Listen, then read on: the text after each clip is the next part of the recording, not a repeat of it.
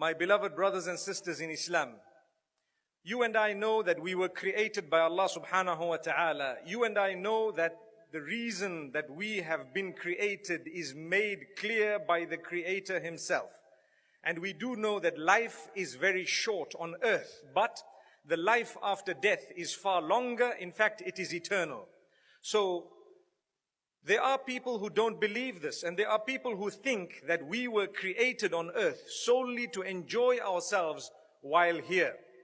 Whereas if they were to ponder for a moment, they would realize that the people who have already died and they have already gone forth, they in most cases have been dead for longer than they were alive.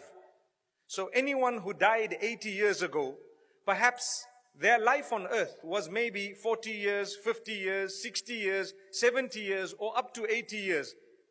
In the case of the majority, I don't even think they got to 80 years. But they have been dead for longer than they were alive. Take a look at those who died 100 years back, 200 years, 500 years, 1,000 years back. Where are they? And how long have they been dead for? Do you really think that it was Allah's plan or the Maker's plan to say, I will create a sophisticated being, the best of creation, the one with the best of postures, only to come onto a place known as the earth for a short space of time to enjoy themselves, and then they will die, and that will be the end of it, never to be mentioned again, never to see anything again?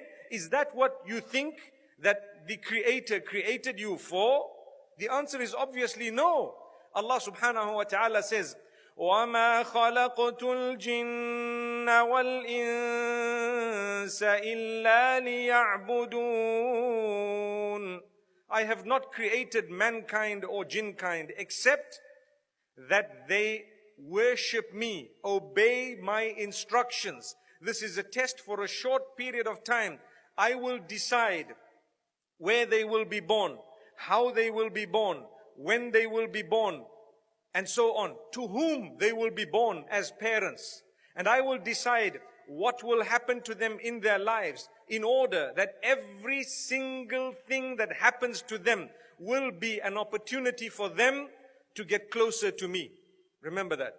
Every single thing that happens to you and I in our lives is an opportunity for yourselves and myself to get closer to Allah subhanahu wa ta'ala. Every single thing that happens in our lives was chosen by Allah subhanahu wa ta'ala to test us, to see how is it that we will respond to the challenges that have occurred in our